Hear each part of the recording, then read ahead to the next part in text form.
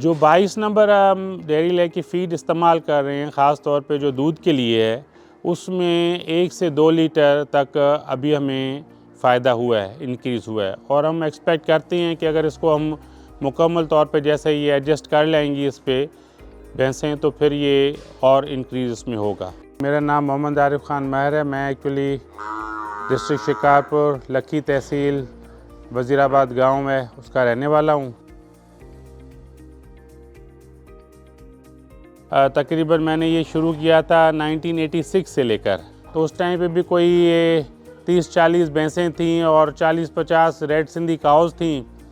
तो उस टाइम पे कोई इतना रुझान नहीं होता था कि दूध सेल करने का या कुछ उसमें से फ़ायदा निकालने का। ना यहाँ पर कोई टेक्निकल असिस्टेंट थी, ना कोई नो हाउ इनको था, कोई तालीम या कोई ऐसी चीज़ लेबर को भी नहीं थी। तो वो बस एक देहाती पुराने हिसाब से चलता था।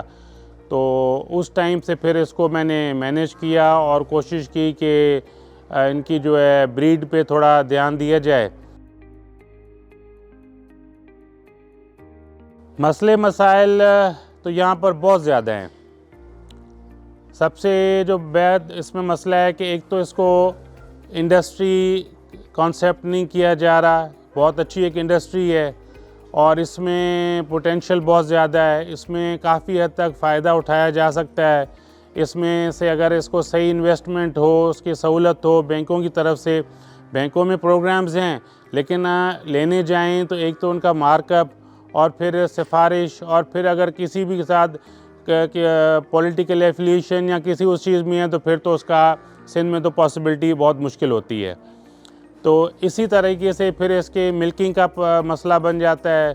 और अभी मैकेनाइज्ड दौर है, उसमें मैकेनिज़्म इसका जो है ना लाना, और उसके लिए फिर उसकी बाद में सर्विसेज उनकी कंपनी से लेने, ये चीज़ें बहुत ओवरऑल बहुत मुश्किल हैं। डेयरी लेक वालों ने ढूंढ के निकाला हमें। डेयरी लेक का एक तो ये काफ स्टार्टिंग है जो बच्चों को देते हैं, वो उसको शुरू करवाया है। और बच्चों की जो जब ये दूध से हटते हैं उनकी फैटनिंग वगैरह का भी शुरू करवाया हुआ है। और अभी थोड़ा ट्रायल था जो दूध के लिए थी भैंसें, उन पे भी हमें फ़ायदा हुआ है। तो अभी हम ओवरऑल सारा जो है आहिस्ता आहिस्ता उसी पर आते जा रहे हैं।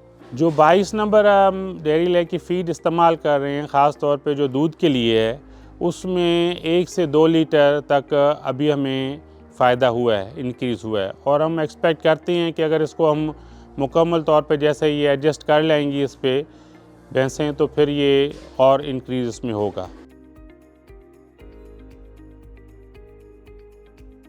डेयरी फार्मिंग में बिल्कुल आना चाहिए, लेकिन ये है कि डेयरी फार्मिंग के जो असिस्ट करते हैं ना, बेसिकली वो है गवर्नमेंट डिपार्टमेंट।